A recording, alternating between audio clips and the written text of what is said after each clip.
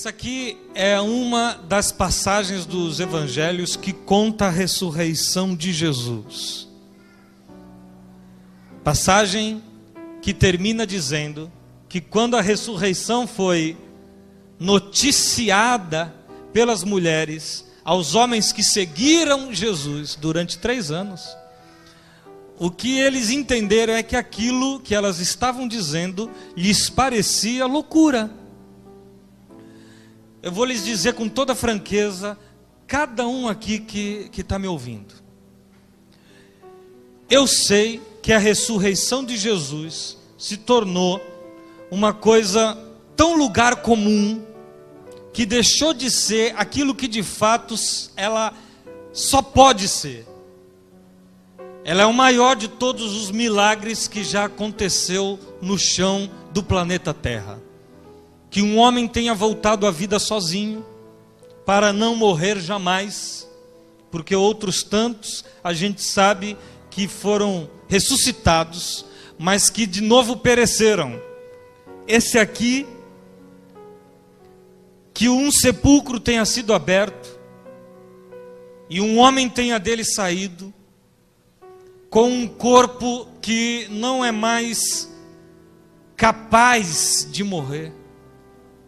É o maior de todos os milagres e a maior de todas as intervenções de Deus na história humana.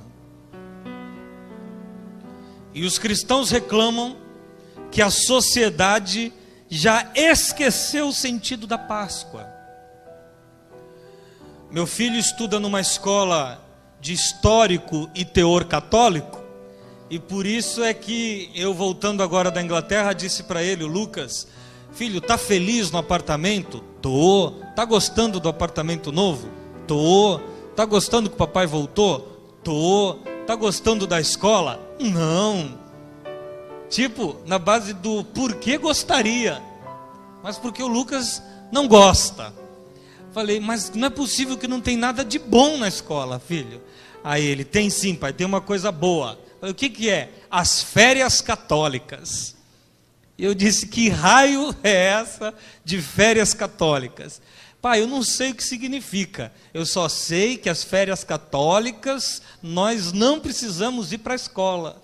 E isso é o que ele tinha visto de bom lá na escola. As férias católicas, na verdade, não são católicas, são cristãs. Na verdade, ele se referia ao feriado de Páscoa. Espero que ele não esteja fazendo referência às festas juninas, que já foram católicas. Uma vez, quando se comemorava São Pedro, São João e qual outro? E Santo Antônio. Porque tanto as festas juninas quanto as festas cristãs da Páscoa perderam para essa sociedade seu completo e absoluto sentido. Quem é que quer pensar na loucura da ressurreição de Jesus? Vamos pensar, preferivelmente, em coelhos que botam ovos. E estes de chocolate. Porque sangue, morte, remissão, crucificação,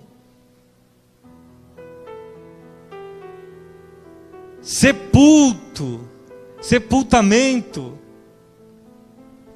e finalmente ressurreição, volta à vida, assunção aos céus, vai contar esta história para outro. A Páscoa ganhou uma dimensão infantilizada para que fosse suportável de ser mantida como feriado.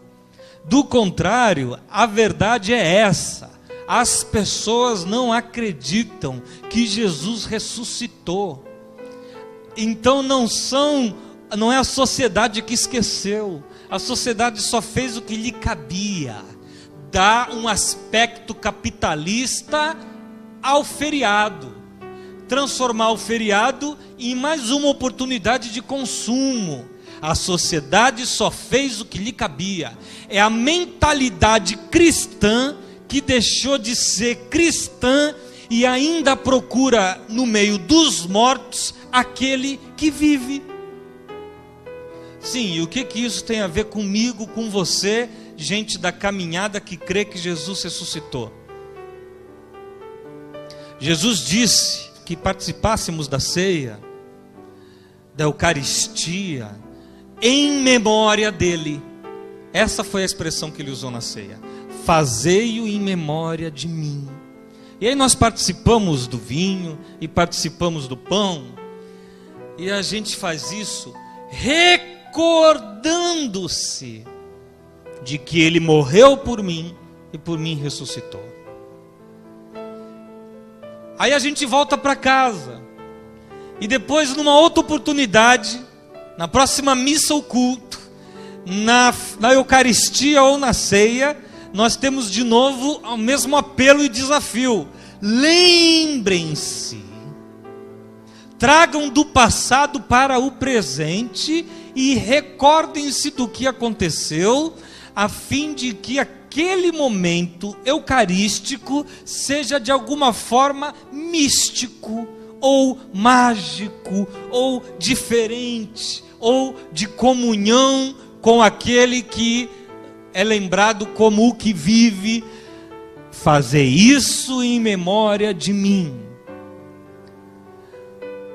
Aí acabamos por nos lembrar que Jesus está vivo toda vez que a gente participa da ceia e do pão. Parece que eu estou exagerando,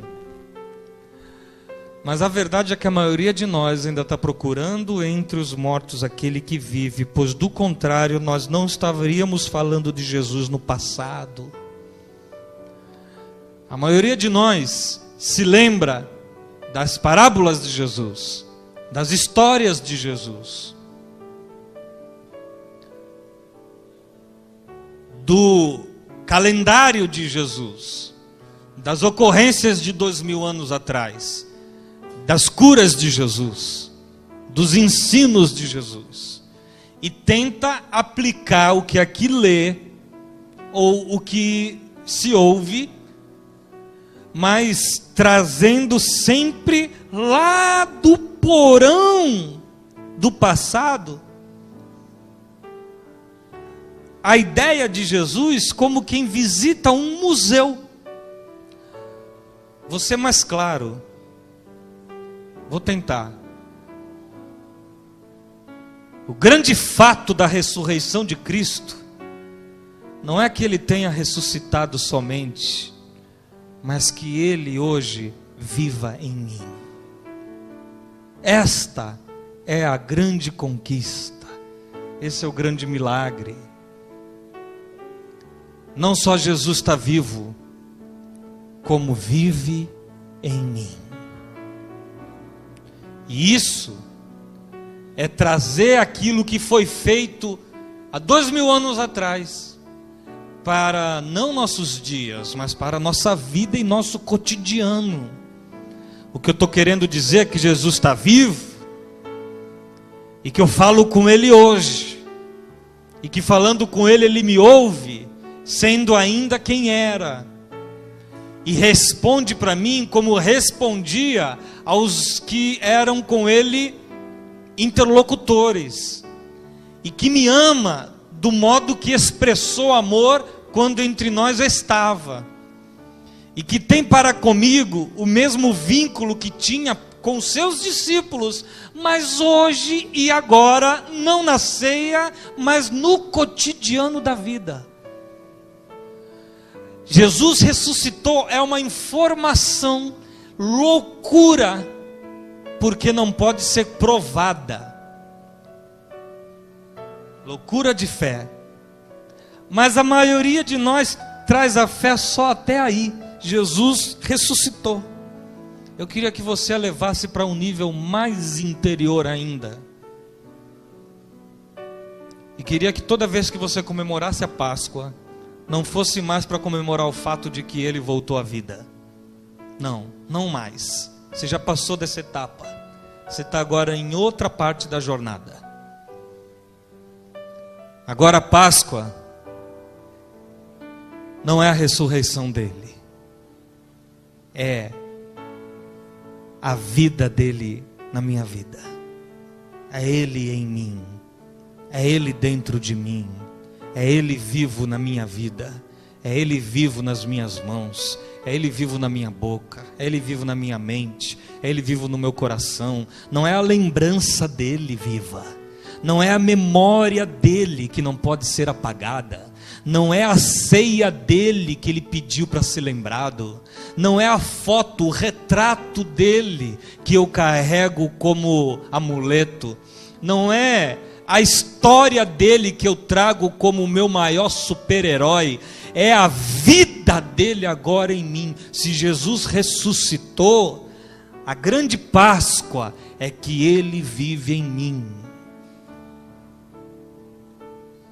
E não mais eu vivo, mas Cristo vive em mim. A vida que eu vivo hoje, vivo pela fé naquele que a si mesmo, que me amou e a si mesmo se entregou por mim. É porque Cristo vive em mim que eu não cometo as loucuras que penso. É porque Cristo vive em mim que eu me abstenho do que me faz mal. É só porque Cristo vive em mim que eu sou capaz de amar. E se você é capaz de amar, é só porque Cristo vive em ti.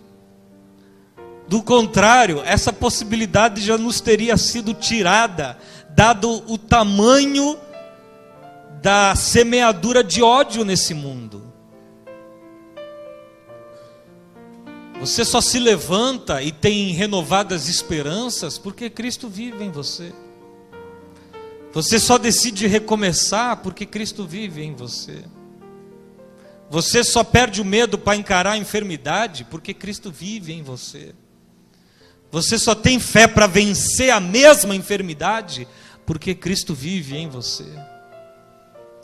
Você se mantém pai de família, mãe de filhos, esposa, esposo fiel, porque Cristo vive em você.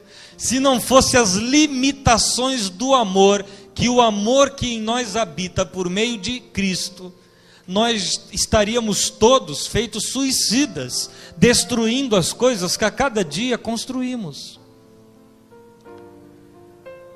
É porque Cristo vive em nós que os ressentimentos são mandados embora.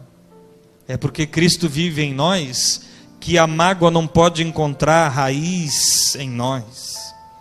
É porque Cristo vive em nós que eu permito que meu temperamento seja domado por Ele. É porque Cristo vive em nós que eu sei que sou perdoado e sigo a vida. É porque Cristo vive em nós, e é para que Cristo vivesse em nós que Ele foi ressurrecto.